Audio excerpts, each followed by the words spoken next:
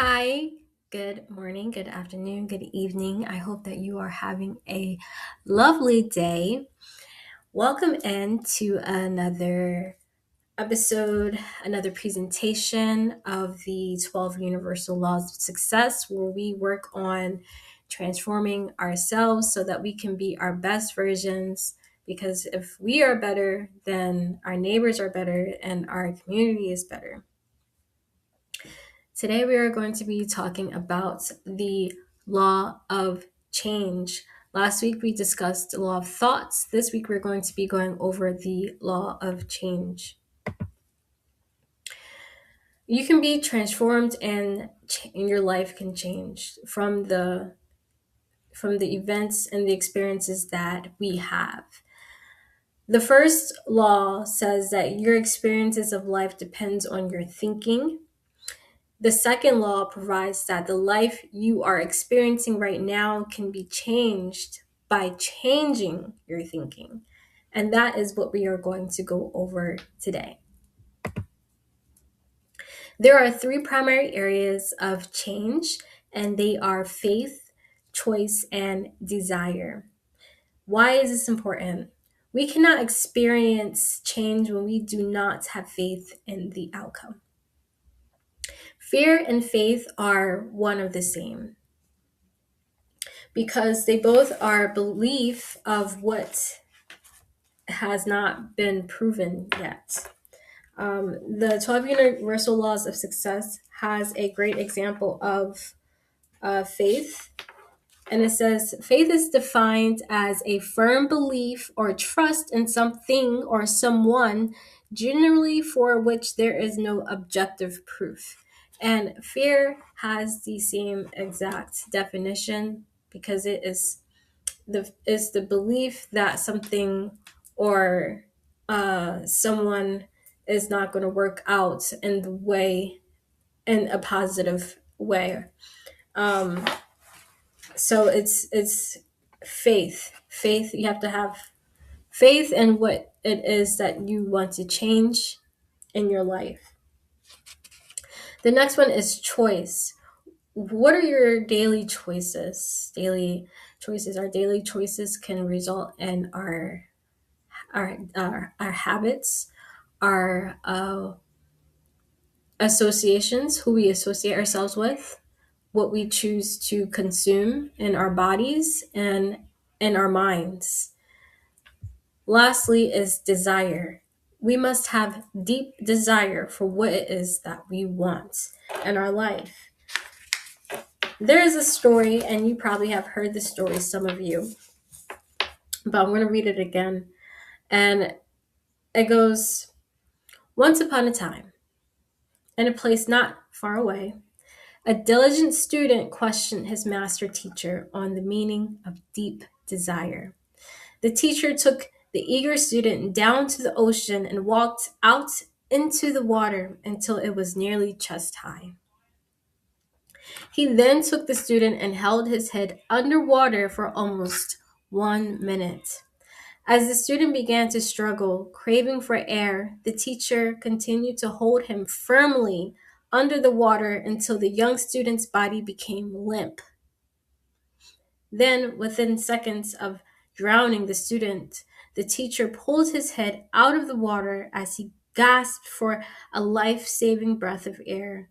The teacher then said, "You must desire the change in your life as strongly as you wanted to take that first breath. That is deep desire." So, deep desire is the longing for breath. You must desire what it is that you want, the change that you want, as deep as you want air in your lungs to breathe. So, for many of us who are uh, who want to see a change in the world, who are empaths, and who are creatives, and who are entrepreneurial spirits and want to use our work for the betterment of the world, I would say that the desire is there, and the challenges that we face on uh, the obstacles that we face that we're going to go over are are are what this book actually will call projects, because these are all things that are testing our limits, testing our desires, and honestly shaping us to be who we're meant to be, the warriors that we're meant to be, the teachers that we're meant to be, the healers that we are meant to be, the artists that we are meant to be, the entrepreneurs that we are meant to be. The obstacles are there to help us along our journey to become um, wise and on our path on our along our journey. So the first obstacle that may be faced by a person who is pursuing change is the fear of change itself. Being stuck in a comfort zone, being comfortable with the familiarity that is around you. You know, you may be comfortable with who you are in your job, with the money that you make. You may be comfortable with where you live. You may be comfortable with your current identity, but you may realize that in order for you to do what you desire may require some discomfort of moving maybe out of your current location, which may force you to move into a different career path, which may bring you on a continuous path of different challenges that you have not be faced with, but also many blessings as well that you will have to. The only way you will be able to experience is if you take the first step outside of the comfort zone. The next fear is criticism. The fear of criticism itself. Um, oh, my earring fell out. I'm just taking it out. Um, the fear of criticism in this book, it says the fear of criticism robs you of your initiative and destroys your imagination. You know, to overcome criticism, you have to be discerning of where the source is coming from. Is it coming from someone who cares about your well-being and or have walked the path that you are pursuing and have mastered it and is looking at you and advising you as a teacher to help you become better? Or is it coming from someone who has never walked your path, never succeeded on the goal that you're pursuing, and have an opinion that they're giving to you? And is the criticism helping you build your character? You know, is it calling you out on your skill set that you may need to sharpen? Is it nurturing um, criticism that's going to help you develop and help you grow? And then lastly is the fear of failure itself. The fear of failure will stop you in your tracks. The fear of failure will would would hinder you from even going after your dream, you know, because you are looking at all the things that can go wrong, and you're not even going to continue to go on the path and to go along the journey because you've already decided the outcome. So there are some exercises that we can do to help us along our journey.